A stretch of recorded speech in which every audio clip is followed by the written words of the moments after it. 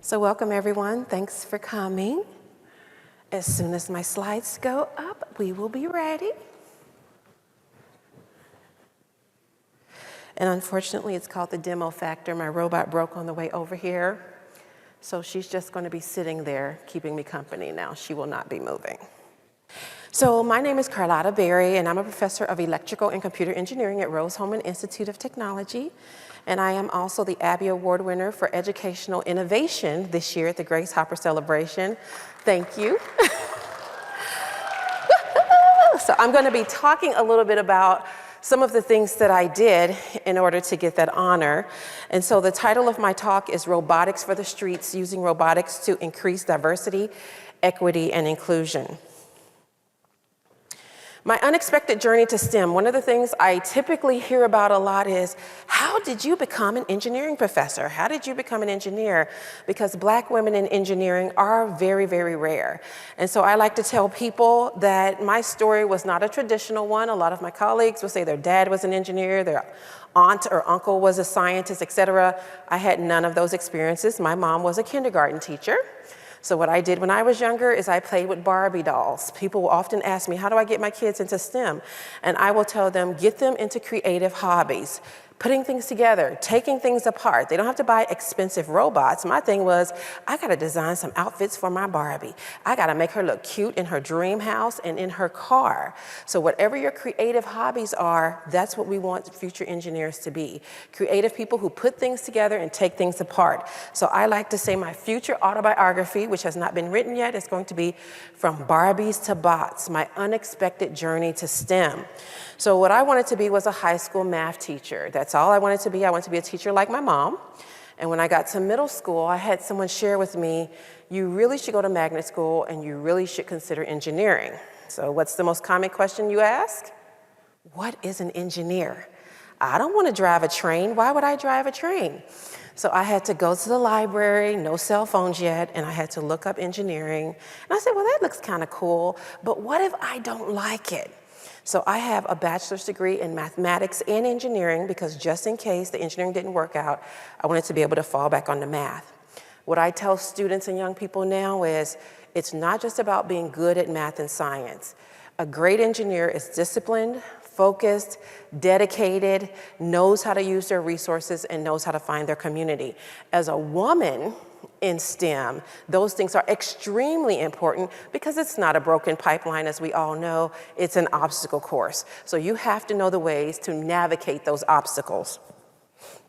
So my journey to being an engineering professor started in engineering school.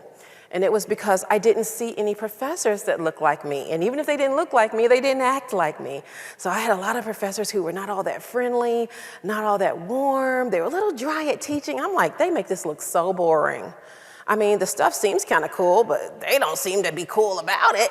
So I wanted to become an engineering professor, which married my love for teaching with engineering to be able to show people that engineers can be invested, engaging, and fun, and know your name, and ask how you're doing, and notice when you change your hair. I had a young lady in one of my class, she dyed her hair. I was like, oh, cute new hairstyle. And she said to me, you're the only one of my professors that noticed. Those kind of things matter. I see you as a person, not just one of the numbers in my class. So being a scholar means I bring my intersectional identity to my classroom. I bring my experiences as a daughter, as a mom, as a woman, as a Black person. So when I'm teaching my students, those things get injected into who I am. And that intersectionality is part of discovery, integration, application, and teaching. So what that means is what I do as a professor, when I'm teaching, it informs my research. My research informs my teaching. It also informs my service. And since I do robotics, which is multidisciplinary, that means I marry all of these things together. I don't stand in front of my students as an electrical engineer because I work with computer scientists, software engineers, sociologists, mechanical engineers. So that's a different vision for what you do in robotics, is that it's not just one singular discipline. Some students will say, I don't want to take humanities classes, I want to be an engineer. There's nowhere you're you're ever going to work where you don't have to be able to write a report or communicate technical information to someone. You're never going to be in a cubicle somewhere coding all day where you don't have to talk to another human being. So that's a big part of what I do, is helping them to understand this integration of those things and also having that to inform my research. So in my vision to do that, I took robotics out of the classroom. I understood that what I did was so important that it wasn't just for the students who pay tuition, but it's for anyone who wants to know something about STEM, because this is how we fix that obstacle course.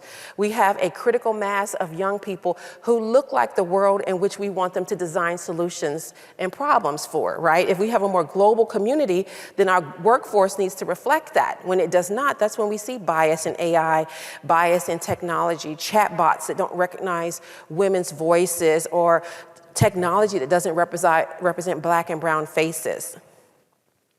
So what really inspired me was the beginning of the I Look Like an Engineer. That was the beginning of my journey. This was in about 2015 when Isis Winger was a software engineer in the Bay Area. And when they used her image for a campaign, people started posting things like, she's not really an engineer, that's just some model. And so the hashtag I Look Like an Engineer was born. And out of that hashtag, I look like a doctor, I look like a professor, et cetera. And so from that, I was, thank God, on sabbatical during the pandemic, and I started really thinking about what is my vision as a professor that goes beyond what I currently do. And so I started doing several things, which I mentioned for some of you who just arrived, which helped me to get the Educational Innovation Award. And one of them is something I actually started this summer, where representation matters, right? And I started thinking about what kind of images would we like young people and not so young people to see that represent us. And I started playing around with AI art. And, you know, people are saying all technology is biased. So if you just put in engineer, of course, you know it's going to spit out. So I put in things like an engineer that looks like a Black woman, an engineer that looks like a Hispanic woman. And so here are some of the images that I created, and I share these on social media. I integrate these into my slides so that as I'm speaking, people are seeing the type of images that should reflect who we are and not just what the mainstream media wants to tell us that we are. I like to say I'm trying to break the mold so that engineers are not only thought of as Dilbert, MacGyver, Sheldon, et cetera, but us. So that's why I say representation matters. And I have teachers. So I was sharing these on social media, and I had school teachers start to reach out to me and go, I want to buy this for my classroom. I want to print these out and put them on posters. So this is one of the first things I did, is I made this shareable so that other people could actually put them in their classrooms. And then my STEM is for the streets is a take on the robotics for the streets, because be in the streets means everywhere that we are, we need to see people of color and women and non-binary people doing STEM. So in the streets means not just in the classroom, not just at technical conferences, not just in journal papers, but sharing your knowledge everywhere where it can impact the people who would need it or want to know it the most. And so by doing this, I came up with the term noir STEMinist, which is how I wanted to describe something beyond just being a proponent of STEM, but diversity of STEM and people of color in STEM. And so it marries all these things together. So I use robotics to bring STEM to people, and then I bring STEM people to robotics. And I will tell you in a minute, it's more than about the robot, okay? The robot is the mechanism that I use to do this, but you use whatever your area is. But whatever it is, it's getting people of diverse backgrounds excited about this area. And so one thing that I do is my baby that I mentioned broke on the way over from the hotel room is I design open source robots. So once again, if I put it behind a paywall, everyone won't be able to use it either. So open source robots is an integration of open source hardware, open source software, and it is low cost because that's how we increase accessibility and inclusion. It's modular, which means that it grows with you. So wherever you start is where we want the robot to start. If you have never programmed before, microbits, graphical programs, Scratch, Blockly, et cetera. Then as it steps up, you may want to go to Arduino. And then if you step up again, Raspberry Pi, Raspberry Pico, Pico W, whatever it is, the robot is modular enough for you to modify. And because it's all on GitHub, you want to go somewhere that I haven't gone, you go there as well. So when I built these robots earlier these years, I shipped them out to high school teachers and to college professors and just parents who wanted to do STEM with their kids. And we evaluated whether they were able to learn any kind of STEM or robotics appropriate for all those levels. And it actually went very well. I'm going to show you a couple of videos of that. And because it's a robot that grows with you, I give tutorials and examples online, in YouTube, on TikTok, on Twitter, Instagram, because part of being robotics for the streets is I cannot wait for you to come to my website. So I actually get more engagement on social media from my content than anywhere else. The first high school teacher who took my robot and 3D printed it for her class found me on TikTok. And so with these videos, I show basic things like how do you do light tracking, how do you do wall following, how do you do obstacle avoidance, etc. And I have people reach out and say, well, I wish the robot did this. Well, I can do that, but I also want you to choose your own adventure. So I can make content forever, but like I tell my students, it all looks easy when I do it. Your job is for you to do it, right? So I am at a primarily undergraduate school. I don't have any grad students. So a lot of this workload falls on my undergrads and me, so we only do so much. And so also I do a lot of online tutorials and videos and workshops for people as well, where we teach them very basic things like, well, tell me a robot you know a Roomba. Let's talk about how Roomba works. It may be touch-based sensing. Mine uses obstacle avoidance using a sonar. So we talk about some very basic things because people think that, you tell them you're an engineer, you do robotics, oh, that's really hard, I can never do that. Part of breaking the mold is getting people to think you're a super genius in this field. Everyone is not a genius, but making it accessible and inclusive, we bring in more people. So I show people that you can do this with even simple things that you have around your home. So I'm going to show you the video next of the high school kids who learned to use my robot. Build and program your robot. First, we assembled the robot by watching a YouTube tutorial. Then we wired the robot. Then we created a code for the robot to perform. The most challenging part was wiring the robot. The most interesting part was coding the robot and watching it perform.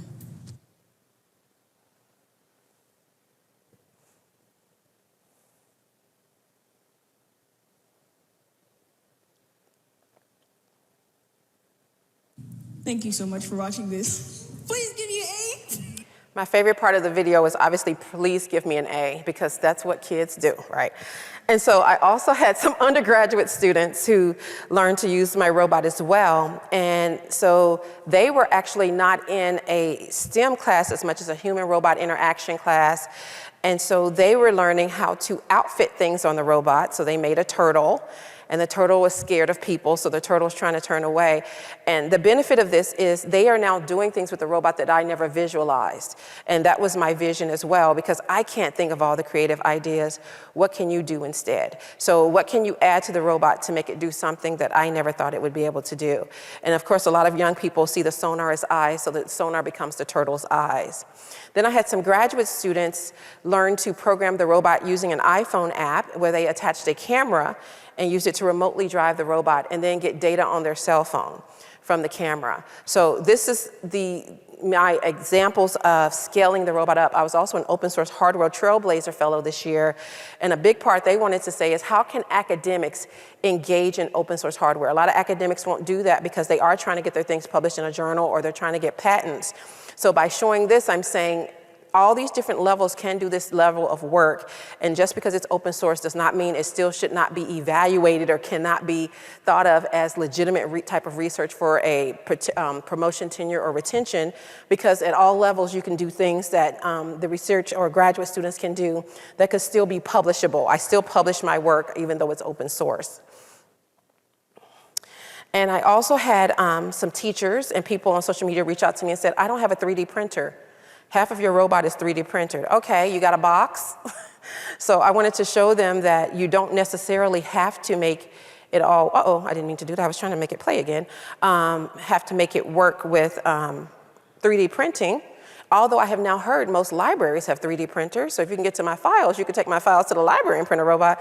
So that's why it just will not play again, I'm sorry. So, and then I wanted to also show, because young people also, I teach them about infrared and sonar. You have a television remote. If you can get an infrared receiver, your TV can drive your robot, your TV remote, or you can make a robot out of a box or a shoe box or whatever you have around your house.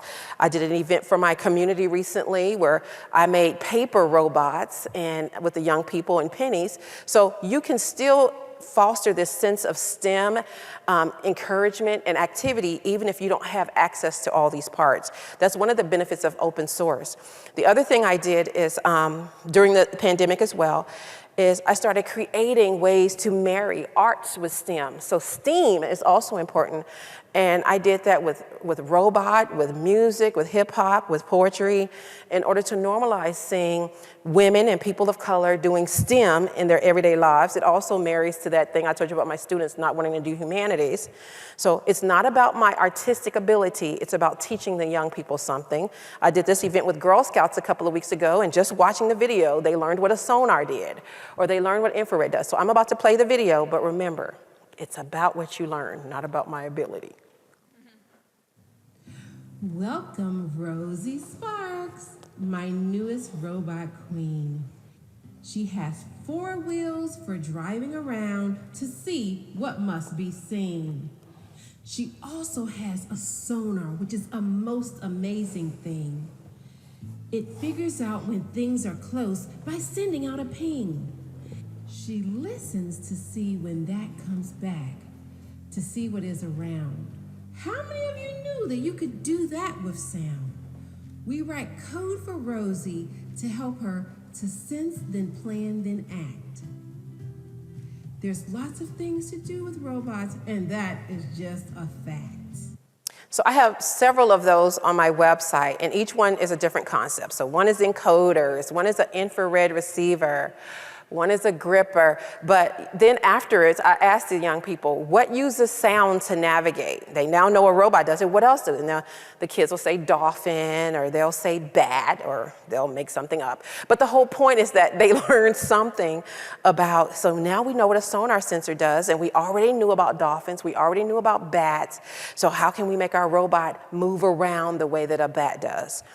And one of the other things that I did during my sabbatical is I worked with some other professors to start writing romance novels, right? So I've talked a lot about open source and how that stuff works for young people, but what about a little bit older? So I had a high school teacher reach out to me and said, I want to get these books for my girls. So the books, and I have to say this because I didn't tell my students I was doing this, but you know your crazy students, ooh, Dr. Berry, you writing romance novels? And then they give you that crazy look. These are not Gray's, what's it called? What's the Gray books called? 50 Shades of Grey books, okay? These are appropriate for high school kids, okay? So it's a romance novel, but it's not that kind of romance novel. So the first one, obviously, is a young lady. She is a master's student in robotics and computer science. And her advisor is being a little difficult on her and wants her to really focus on finishing her work. That's a little bit of, all the books have a little bit of my personal journey in them as well. And she's perfectly happy to make her life about the lab and coding and the robots until she gets a summer internship at a robotics company that she just cannot pass up. And on her way, she's stressed, the traffic and all of that, and the elevator on the way to the interview breaks down. And she's stuck in the elevator and she's really stressed. I'm gonna miss my interview, this was my big chance. And the guy in the corner is the firefighter who rescues her. So all of a sudden the internship goes out the window because he is fine. And so he obviously becomes her love interest, and she now has to balance not only finishing her master's degree in robotics, but having a relationship, and also she has some other issues going on with her family. So I wanted to make it as real as what we go through, work-life balance. We're never just in STEM. You also have family, you also have relationships, and all those things happen. And so that's what the first book is. The second book, he's also a firefighter. I don't know what my obsession is with the firefighters. I promise the next book will not have a firefighter.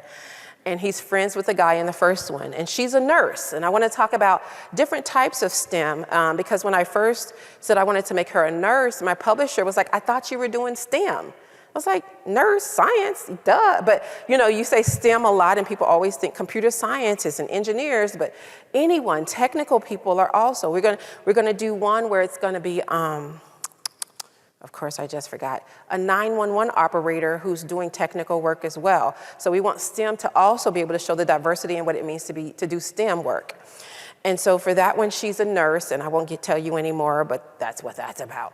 So the other things that I did is I co-founded several organizations with colleagues, and one of them was Black in Engineering. And our purpose was to support Black faculty, researchers, practitioners, and students in engineering. and serve as a resource for community building and provide action items to address racial injustice and identify and connect with allies. The reason this was important is during the pandemic, Black in the Ivory started trending on social media as well, and a lot of academics started sharing their journey. It's one of pioneerism and one of isolation. Typically, you're the only one in your department, or in my case, I'm the only Black woman faculty member at my university. So sometimes when you go through things, you feel like there's no one you can talk to about it. Of course, you have coworkers at work, but they may not always completely relate to what you're going through. So by having organizations like this, we mentor PhD students, we mentor junior faculty, we give them advice on being published, on finding people to write with, or finding people to publish with. One of the things I also do on social media is I do writing accountability. So we actually post a time on social media, everybody log in a Zoom, turn off your camera, and write your dissertation. I normally work on my romance novels, but people write papers, people write their thesis. But finding these ways to build community beyond the isolation of your research lab or beyond the isolation of your university.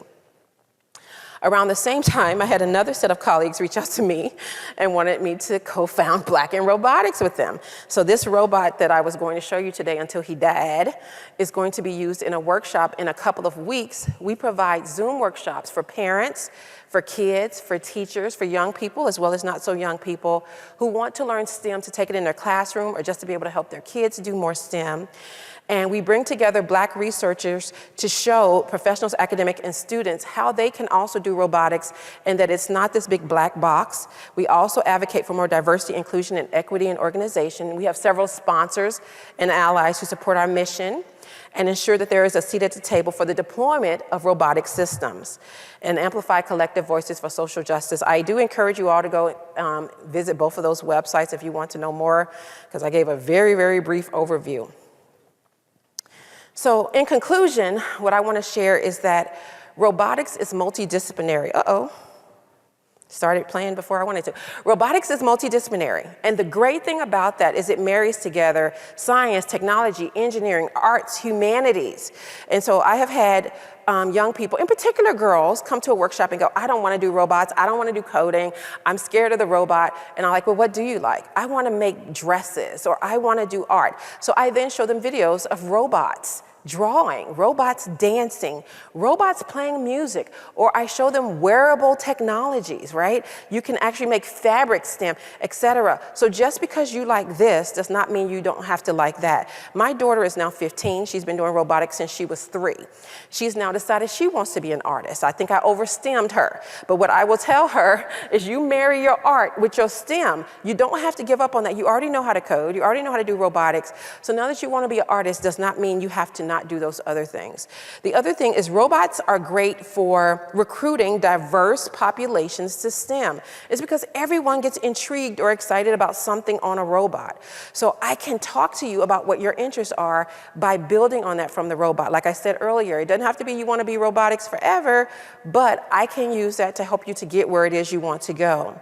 And it's also great because it allows you to take advantage of the many possibilities of what it is that you want to do. Where do you want to go, right? I've had young people say to me, I started off in robotics, but now I'm really just into just straight AI, or I'm into machine learning, etc. So I've done interviews with people like, what does AI and machine learning have to do with robotics? A lot. The robot has a brain. It's got to be able to do something. So just because your interests are not in robotics anymore does not mean this cannot help to take you where it is that you want to go. And so my final thoughts that I always share are that I've learned that people will forget what you said, people will forget what you did, but people will never forget how you made them feel. So regardless of how much you remember of my talk, I hope I made you feel excited about the possibilities of where robotics can go. And thank you. I have been told that if you have any questions, please go to a microphone. So if there are any questions, I will take those now. Hi. Hello, I'm Lola Besh at University of Calgary. I've been an admirer of you for a few years, and congratulations on all the awards, well deserved. Thank you. My question is, Rose Hallman started admitting women It did. 1995. That's right. So that's not very long. Not. And I'm assuming that the culture could be very masculine. If I'm wrong, please. You are not wrong. What advice do you have for faculty who are in similar situations and how to change that culture, because that's really, really hard, and would like to learn. Absolutely. So my school reached 25% women in the last 5 years. It was a long time getting there. The female faculty, I hate throwing numbers out, but it's probably around 20%. One of the things that we did is we do a lot of community building among the female students. So they have a SWE chapter. They have a Wolfpack chapter. Wolfpack is the computer science department's chapter. So the computer engineering and computer science and software engineering students have a community.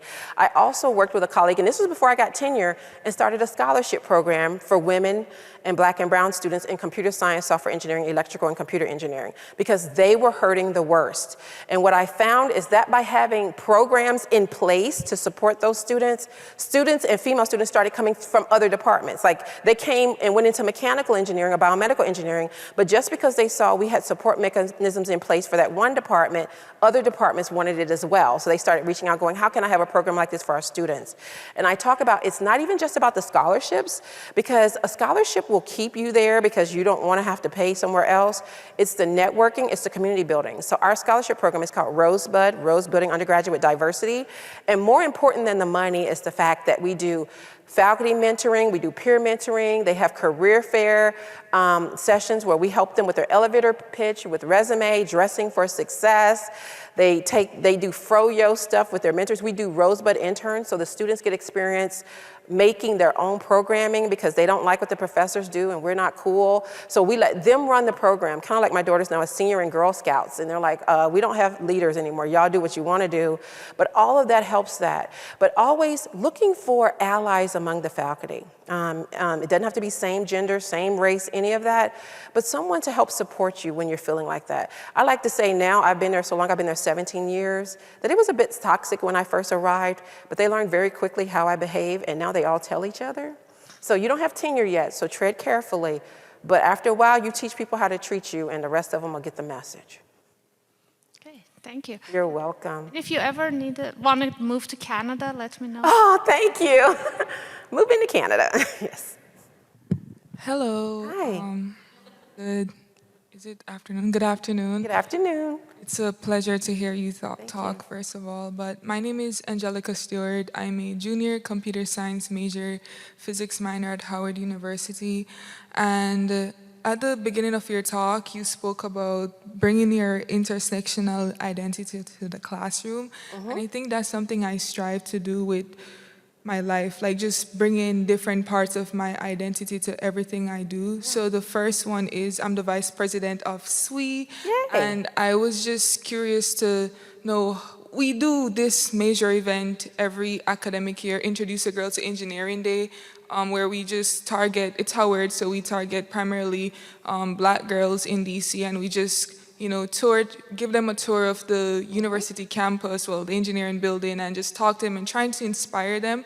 But we're trying to bring hands-on activities, such like what you presented today, just trying to get them in the feel of it. And it can be scary because it's just like, oh, I gotta know math, I gotta know code, like all that stuff. But you mentioned like Barbies to, what was it? Barbies to bots. I wanted bees. I like alliteration. I couldn't say robots because then it was going to be Barbie. Yeah, whatever. Yeah. But yeah, so yes. So Barbies to bots. So my first question is, how do you recommend we implement that into or introduce a Girl to Engineering Day or or Howard University SWE outreach activities? Well, if you think about the Barbie one, I've never done this, but Barbie has a dream car. Right? If you can make that into a remote control car, that's teleoperation, that's remote control of a robot. But even stepping back, let's say you don't have resources to do that. One of the things Black in Robotics does is we do vr.vex.com. vr.vex.com is a free website that actually has robots on it, and you program them using Blockly, which means it's not going to be very difficult. And when you program it, there's an actual robot that drives around, and you can look at it from 3D views, you can look at the robot's perspective, you can look at it from bird's eye view, and it's a very basic way for young people to see a robot driving around. They can put a pin on it, they can make the robot make pictures, they can make it draw their name, etc. But if you also reach out to me, I can give you some more ideas for doing some through Black in Robotics, because our workshops through Black in Robotics are not that expensive because they're sponsored, but that's another way I can give you some ideas. But I would start at the very basic level, and if it's not even vex.com, you can go to mit.scratch. That's not robotics necessarily, but that's another way to teach young people about basic programming. And then I like to say that's the ground level, block-based, graphical-based programming, and then start with Python. And then from Python, work them up to Arduino Sketch, which is very closely related to C. And then from C to whatever, I don't know ROS still, so you're on your own with the ROS. But yeah, just start scaling your way up. You said, what is your major again? Computer science. Computer science. So what I find, I teach robotics to computer science, software engineering, mechanical and electrical engineering students. The computer science students typically don't have as much experience with controls and electronics. So what I do in my classes is I put them on a team with a mechanical or electrical engineer. So one thing I might ask you to do to help with the robotics is to bring in some people from some of those other disciplines. The breadboarding and the controls is typically where the computer science students don't know as much about. And in my class, they have to be able to do that because everything's on the robot.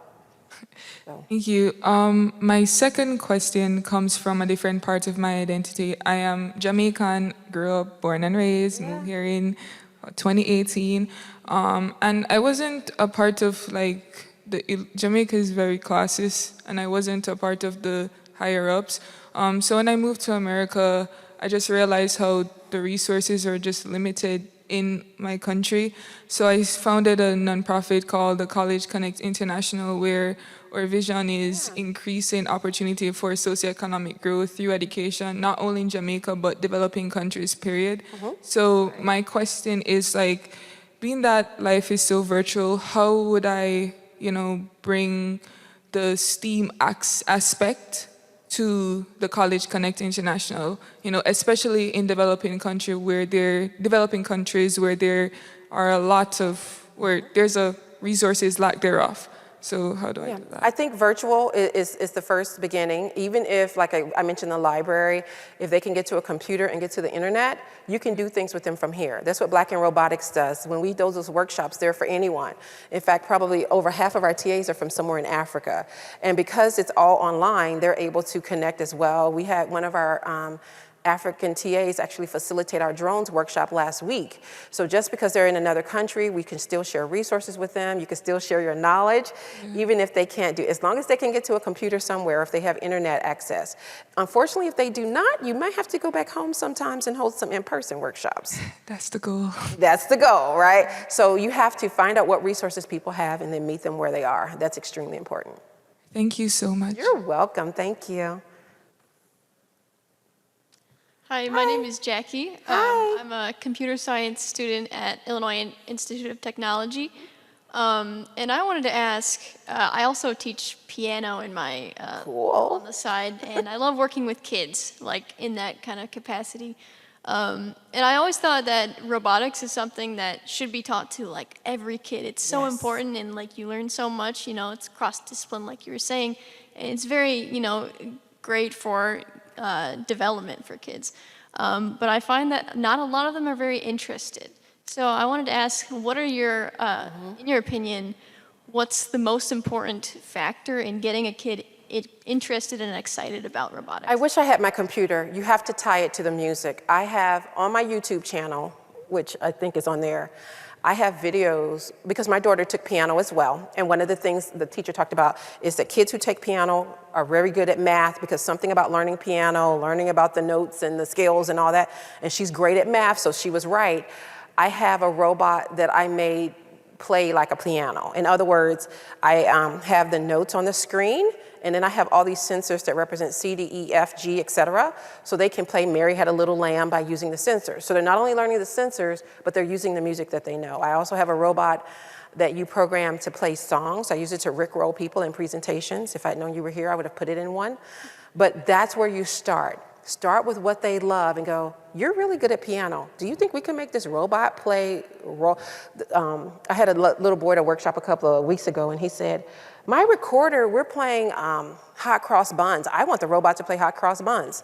There was my entry point. Great. Let's make the robot play like the recorder you're playing at school. But you start there, and then ideally they'll start to ask questions like, How did that sensor know to play note C? Or how did that buzzer make that noise? You talk about vibration or whatever, of course their level, but I think you start with what they do. If you come see me later, I'll give you my card and I'll try to find the videos and send it to you. Because I have a couple of music videos on my website. Okay, and follow-up question, if you don't mind. Yeah. Like in a different age group, I guess. I came from a high school where we had a very tiny robotics program because, like, nobody wanted to do it. And so I wanted to ask, like, for high schoolers, what fascinates them most? Like, how do you, with kids, you say you can connect it to some elementary song like Hot Cross Buns. High schoolers, they don't like to. I think you got to start out by showing something cool. Kids always ask me, can it do my homework? Right. No, it can't do your homework. But make the robot do something that they find engaging. I was a first robotics coach for several years. T-shirt robot, the ones that would shoot the T-shirts up into the stands during basketball games, the kids love that stuff. Get the robot doing something engaging with the community in general. I know one team had a sentry robot that would walk around or drive right around the hallway and be like, get to class, you're about to be tardy. And people get intrigued, like, how can I make a robot do that? Show them an application first. And really the girls. One of the things that drove me crazy in first robotics is I was a judge advisor and a judge. You go up to the pit and a lot of the girls were marketing or holding the poster. No, I need you to put that poster down and go find a screwdriver. Yeah, I mean, it's great you want to do business, but you're on a robotics team. You need to know something about the robot. So finding those ways to get them comfortable with that. And I found when I teach circuits, young women will walk in deathly afraid to touch anything. If you don't learn how to break something and put it back together, stop being scared. Ain't no electricity in here that's going to electrocute nobody. It's okay if you break it, but get them comfortable in breaking stuff, so that you can get comfortable in knowing that you can put it back together. That's really important. And some people just have to get over that fear, Yeah, thank you. Okay, I have about 9.5 minutes, so I can take a couple of more. Hi. Thanks for the awesome talk. My name's Taryn Imamura. I'm a fourth-year PhD student Mechie at Carnegie Mellon. And I also have different facets. It was really cool to see the authenticity and intersectionality that you bring to your teaching and research and everything. But I was wondering, so as someone who's thinking about faculty track, right? So often there's women and minority faculty are expected to do more, even as a grad student, you have the situations where they're like, oh man, it's great that you pointed out that this is an issue. What you want to go fix it, and it's you've got to do so exhausting. It is. So I was wondering, you mentioned you were one of the first faculty they had going at this university. Can you speak some to your experience with that and how you managed to balance succeeding as a faculty and doing the outreach and helping others in a way that's so important while also maintaining your sanity, It's hard, and I don't know if I'm the best test case for that, but at some point you have to do self-care. And I do more now, like you're exactly right. Starting that scholarship program, for example, when it was small, it was great, but then it started growing, and I was like, God, it's doing so well at the school. Everybody's going to want to be involved. When me and the other female colleague tried to give it off, nobody wanted it. It was a lot of work. And at first we were doing that and still doing our service requirements as faculty members. It took time, and you have to be strategic and code switch when you don't have tenure, but I just started dropping hints. I'm doing a lot for this school beyond my department, beyond my requirements. I need you to take something else off my plate. Because it is unfair. You see a problem, you tell people about it, and they're like, okay, well, fix it. So one thing I told them, and I waited till I had tenure till I said this, is it is not my responsibility to fix the diversity problem at this university. It is everyone's responsibility. I got a lot of awards for the diversity work that I did here, and because of that, you started to think it was my job. That's not my job. My job is to teach electrical engineering and robotics.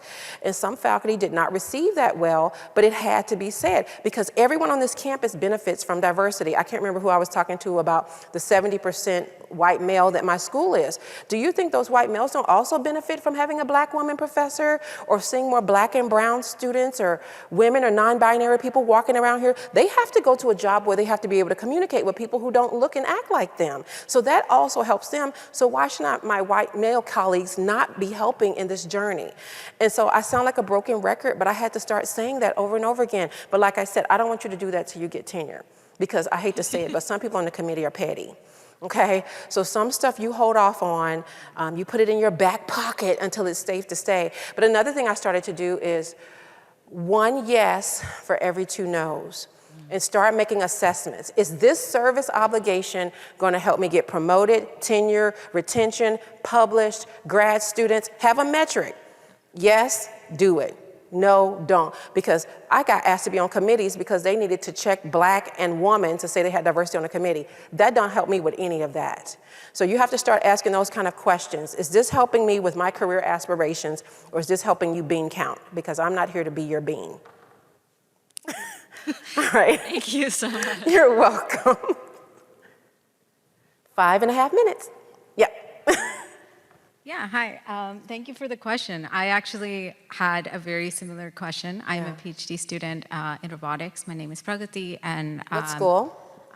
yeah, I think like I'm applying for faculty positions, and I would really, I think one of the draws for me to go into academia is to be able to do things like this, but often it feels like your career progression and initiatives are They're at war.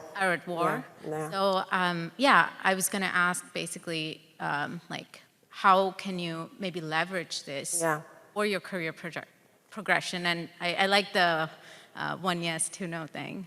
I had to be very strategic about where I went to work. I got my PhD at Vanderbilt, and I told my advisors when I wrote my statement of purpose, I am getting my PhD to be an educator.